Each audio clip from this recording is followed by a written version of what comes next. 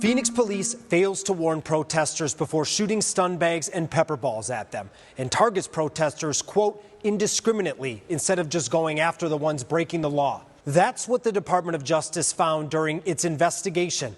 I'm ABC 15 Chief Investigator Dave Biscobing, and this is another story in our special series. We're breaking down the DOJ's report and turning it into video. Now, there's no doubt Phoenix has a lot of problems when it comes to dealing with protests. And in this story, we're covering the section about how officers retaliate against protesters by using indiscriminate force and how they brag about it. Get on the ground! When reviewing body camera video from protests, the Department of Justice wrote that they noticed a pattern. Quote, officers also unloaded projectiles on protesters after deliberately trapping them in a confined space.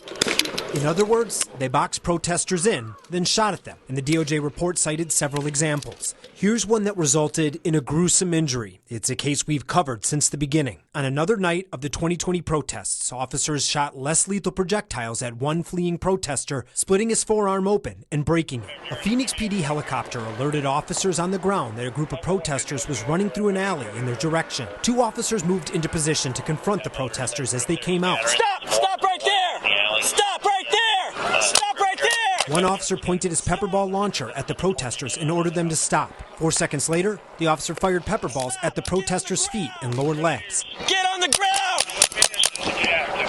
A second officer then shot an OC impact round at one of the protesters, splitting open his forearm. The protester sustained a broken bone that required corrective surgery. Hours later, Phoenix PD officers dropped him off at a hospital where they released him without any charges.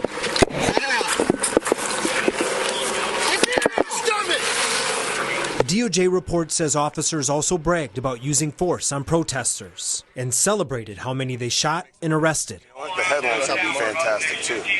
In this part of the report, it notes how a sergeant bragged about boxing protesters in and how officers, quote, lit them up. It was great because I timed that flank, and I when they ran this way, we just lit them up, so they came right back. Yeah, and then it was funny, like they're just getting drilled on the wall. It was a perfect pinch because they can't go anywhere. The officer you just heard is Sergeant Doug McBride. He's the one who lied to a grand jury in order to falsely charge other protesters as gang members. We got him.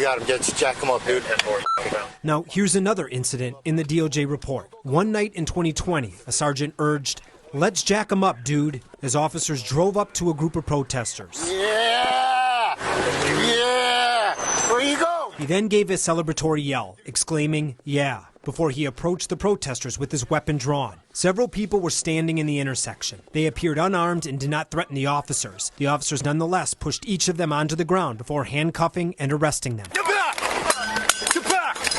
The DOJ report also highlighted Phoenix's controversial response to a downtown protest in 2017 after a rally for then-President Trump. Quote, Phoenix PD has long been on notice of concerns about excessive force against protesters and the chilling effect on speech that results. In 2017, officers gassed a large crowd of protesters because of the disruptive conduct of a small number of people. Outside the convention center in downtown Phoenix, approximately 6,000 protesters were demonstrating peacefully when a group of no more than 20 people began to shake a temporary police barricade. Phoenix PD officers shot pepper balls at the ground in front of the disruptive group, which then dispersed into the surrounding crowd. 3 minutes later, as some members of the group continued to be disruptive, officers threw tear gas canisters toward the crowd. While the disruptive conduct had been confined to a small area, the tear gas was not. Phoenix PD issued no warnings to the crowd until 16 minutes after releasing the gas.